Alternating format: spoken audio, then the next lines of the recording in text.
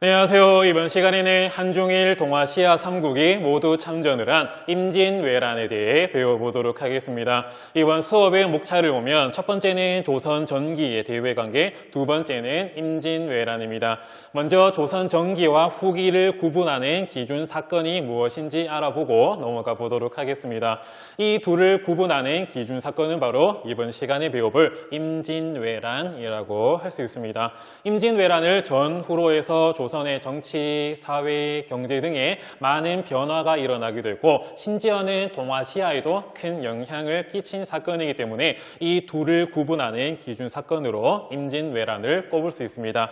하지만 이 사건은 일본의 침략에 의해서 즉 조선의 자의로 발생한 사건이 아니기 때문에 최근에는 인조 반정을 그 기준점으로 봐야 된다라는 주장이 나오기도 하지만 그래도 선생님은 임진왜란을 조선 전기와 후기의 기준점으로 보고 수업을 진행해 보도록 하겠습니다. 그러면 이어서 첫 번째 조선 전기의 대외 관계가 어떻게 전개되었는가를 보도록 하겠습니다. 가운데 한반도에는 우리 조선이 있는데 주변에 어떤 국가, 민족들이 있었는가를 보면 중국에는 명나라, 북방에는 여진족, 동남쪽에는 일본, 남쪽에는 현재 태국, 인도네시아, 오키나와라고 할 수 있는 아유타야, 자와, 류큐 등이 존재했었습니다. 조선은 이들 국가들에 대해서 명나라에 대해서는 4대, 이 외의 국가들에 대해서는 교린하는 4대 교린 정책을 전개하였습니다. 큰 나라를 섬기고 이웃과 좋은 관계를 쌓는다고 하는 4대 교린 정책이 조선 전기에 어떻게 전개되었는가를 보도록 하겠습니다. 먼저 명과 조선 사이에 전개가 된 4대 외교입니다. 4대 외교는 조공, 책봉 체제를 기반으로 전개가 된 외교 체제다라고 하시면 되거든요. 조선이 명나라에게 특산물이나 곡물과 같이 조공을 바치면 명나라는 조선을 조선국왕, 조선세자로 책봉해 주는 등의 그 체제가 바로 조공, 책봉 체제라고 써 있고 이 체제를 기반으로 한 것이 바로 4대 외교라고 할 수 있습니다. 그냥 뜻만 봤을 때 큰 나라를 섬기는 외교라고 하니까 우리 조선 입장에서는 굴욕적인 외교가 아닌가라고 할 수 있거든요. 하지만 4대 외교는 당시 동아시아에서 전개되고 있었던 명분상이고 형식상의 외교 중에 한 개였다라고 하시면 될 겁니다.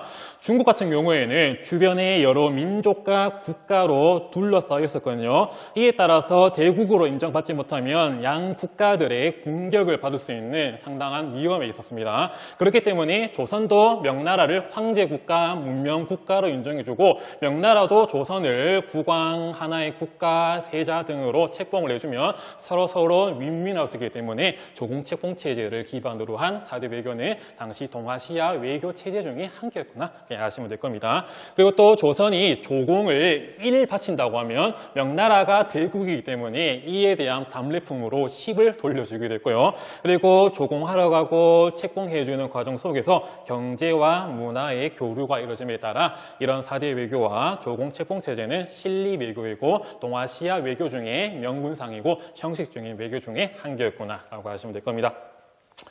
이렇게 명과 조선 사이의 4대 외교를 봤다면 이어서 교린 정책이 어떻게 전개되었는가를 보도록 하겠습니다. 먼저 북방의 여진족입니다. 여진족은 조선보다 상대적으로 북쪽에 있었기 때문에 기후나 토양이 척박했거든요. 이에 따라 날씨가 추워지거나 생필품이 떨어지게 되면 우리 국경선으로 내려와서 약탈을 해가는 상황이 많이 전개가 되었습니다. 이에 따라서 회유책과 강경책을 동시에 전개를 했었는데 먼저 회유책을 봤을 때 북방이 경원과 경성에다가 여진족들이 생필품을 구할 수 있도록 무역을 허락해주는 무역소를 설치하게 됐으며 또 귀순을 장려하게 됐습니다. 이어서 강경책을 보면 그 이전 영상에도 봤듯이 조선 세종 때 최윤덕과 김종서를 파견해서 사군과 육진을 개척하고 여진족을 몰아내고 국경선을 확장하기도 했습니다. 이렇게 여진과 관련된 교린 정책을 봤다면 이어서 일본과 관련된 정책을 보도록 하겠습니다. 일본도 마찬가지 회유책과 강경책으로 교린 정책을 전개했었는데요. 먼저 회유책을 보면 또 세종 때에 개항을 했던 이 삼포 개항이 대표적이다라고 했었거든요. 어느 정도 일본의 물건 욕구를 충족시켜주기 위해 세 개의 포, 즉 항구를 개항을 했었는데 바로 첫 번째가 부산포, 두 번째가 현재 울산이라고 할 수 있는 연포, 현재 창원의 통합이 된 진해라고 할 수 있는 제포, 이 세 개의 포를 개항해 줌으로써 제한적인 무역을 허용해주게 됐고 또 귀순을 유도하게 됐습니다. 하지만 왜구들이 조금 많이 일어났기 때문에 강경책으로서 세종 때에 이종무를 보내서 왜구의 근거지였던 스시마섬을 정벌하게 되었습니다. 하지만 삼포 개항을 했다고 해도 제한무역 체제였기 때문에 상업을 하러 온 일본인들한테 불만이 좀 많았거든요. 이에 따라서 중종 때 삼포해란 또 명종 때 을묘외변이 발생함에 따라 비변사라고 하는 임시기구가 설치되고 그 기능이 점차 증가하게 됩니다. 그 뜻을 보면 별난에 대비하기 위한 임시기구라는 뜻에서 비변사라고 할 수 있거든요. 삼포외란이 발생하고 난 다음에 일본과 여진족에 대한 별난에 대비하기 위해 비변사라고 하는 임시기구가 설치했었는데 을묘외변 때는 항상 설치되어 있는 상설기구로 확장이 되었습니다. 그리고 또 이런 외변들을 통해 점차 제한 무역 형태가 커졌고 조선과 일본 사이의 교역이 감소해 갔습니다. 다음 이어서 보도록 하겠습니다.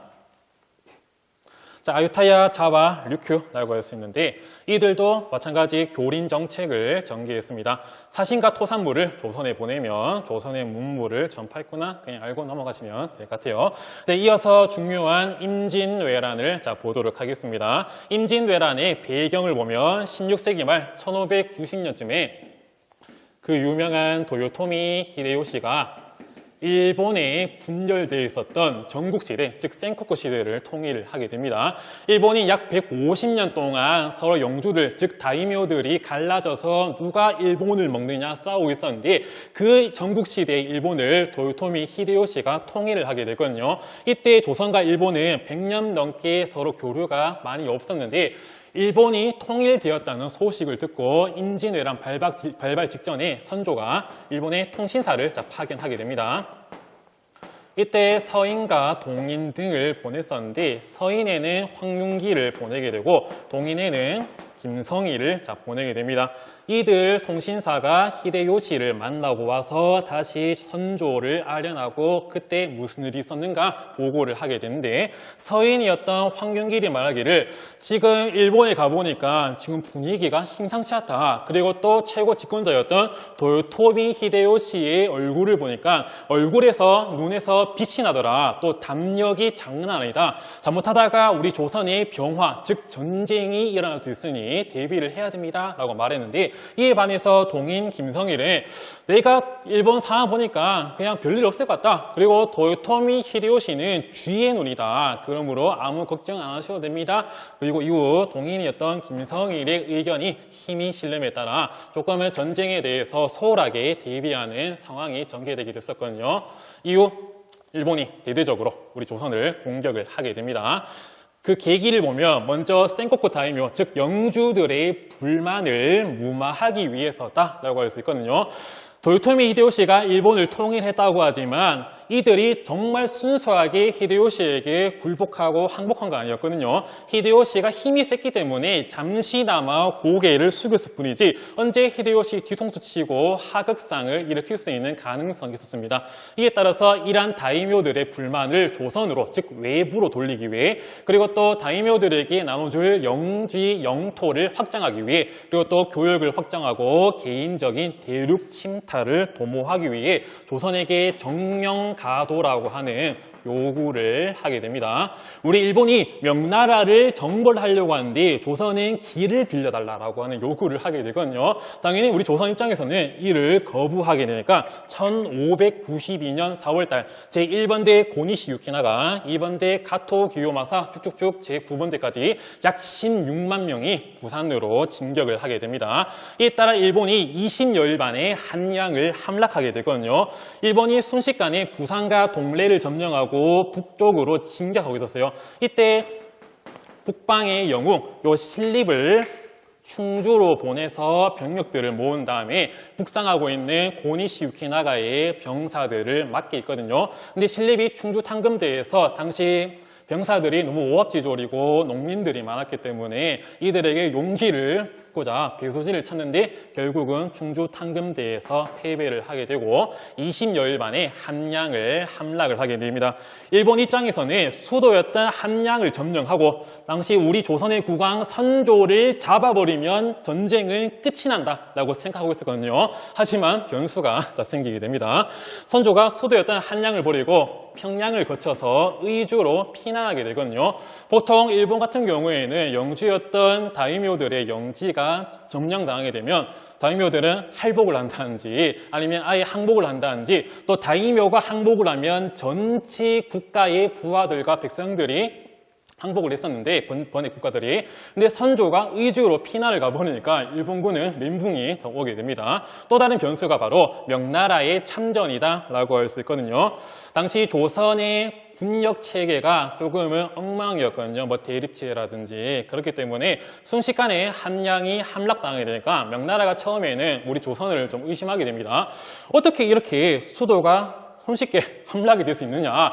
조선 얘들 일본이랑 짜고 우리 공격하려는 게 아니냐. 명나라 황제 만력제가 말하기도 했거든요. 근데 명나라가 참 생각하기에 조선이 일본에게 항복을 하고 일본이 여진족과 연합을 해서 우리 중국을 치면 중국, 베이징 등등은 위험해질 수 있다. 이에 따라서 요동의 울타리였던 조선에서 전쟁을 끝내야 된다는 마음이 1차로 조승훈, 2차로 이여송 등등을 우리 조선에 파병을 함에 따라 명나라가 참전하게 되고요. 또 가장 큰 변수가 바로 의병이었습니다. 아까도 말했지만 다이묘가 항복을 하면 그 밑에 부하라든지 속해 있던 백성들은 항복을 했는데 목사라든지 수령 등등 지방관이 죽거나 항복을 했는데도 오히려 일반 백성들, 민초들이 치고 빠지는 유격전을 전개함에 따라 일본군들에게 큰 타격을 주기도 했고요. 그리고 또 이순신과 그 희와 수군들의 큰 활약이 있게 됐습니다. 일본이 우리나라가 한반도가 있다고 했을 때 군량을 수송하기 위해서 이 바닷길을 이용해서 수송하는 방법을 많이 채택을 했거든요.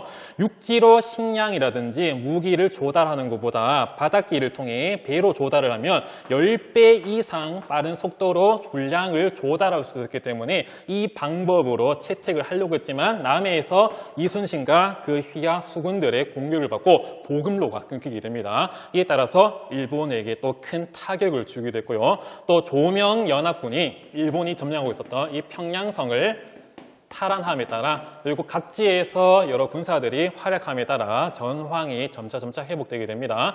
하지만 이 경기도 고향에 있던 이 벽제관에서 조명연합군이 패배를 하게 되니까 전쟁이 고착 상태로 되게 되거든요. 이에 따라 명나라와 일본 사이에 휴전 협상이 오고 가게 됩니다. 하지만 일본이 조금은 무리한 요구를 하게 되니까 결국 협상이 결렬되게 되고 1597년에 정유재란이 일어나게 되는데 이에 따라서 일본의 재침략이 이루어지게 됩니다. 또 이순신의 수군 활약 대표적인 게 옥포해전이라든지 한산도 대첩이라든지 또 정유재란 이후로는 명량 대첩, 마지막이었던 노량해전 등등이 있으니까 이름 정도는 아시면 될 것 같아요. 하지만 일본에게 전세가 점차 불리해지고 또 도요토미 히데요시가 병에 걸려 사망을 하게 되거든요. 이에 따라 1598년에 일본군이 철수를 하게 됨에 따라 임진왜란이 끝이 나게 됩니다.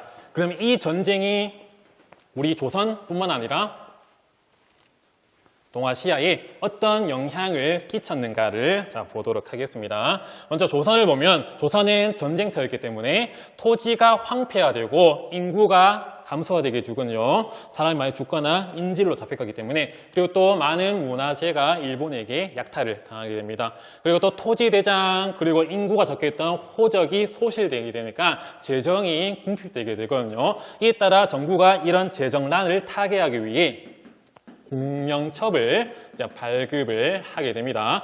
이름이 비어져 있는 첩지라고 해서 여기 자기 이름을 적으면 벼슬을 얻을 수 있는, 명예식을 얻을 수 있는 그런 첩지였거든요. 이런 공명첩을 양만 아닌 신분들이 사게 됨에 따라 조선 후기에는 신분 질서가 흔들리게 됩니다.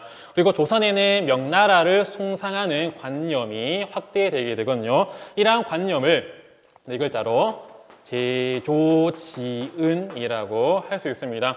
선조와 대신들이 생각하기에 임진왜란으로 조선이 망할 뻔했는데 명나라가 원군을 파견해줘서 우리 조선이 살았다.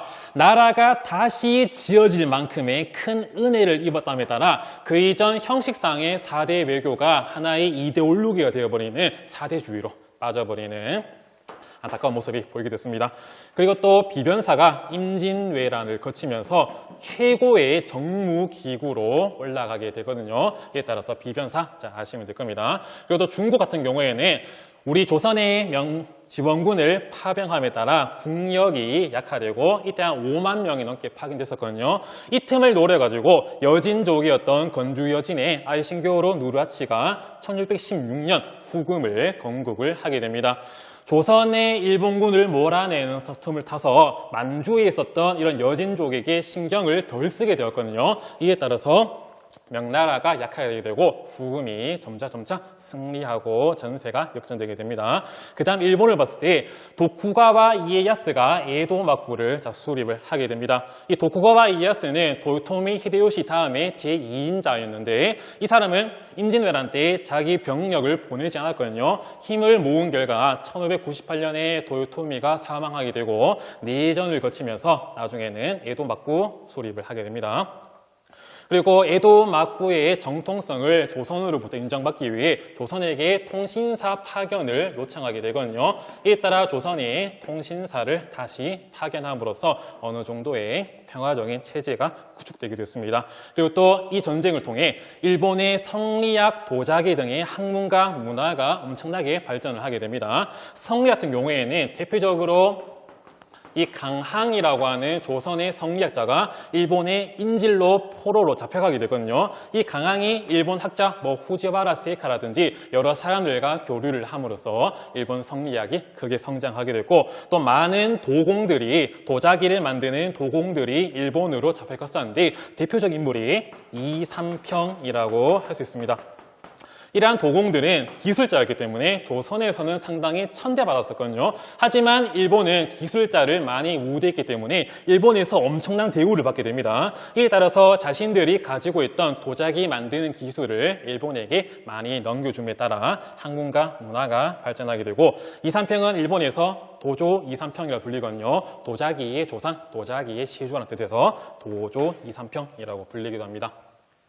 자, 이번 시간에는 임진왜란에 대해서 배워봤습니다. 자, 다음 시간에는 정묘호란과 병자호란에 대해 배워보도록 하겠습니다. 이번 수업도 열심히 들어주셔서 감사합니다.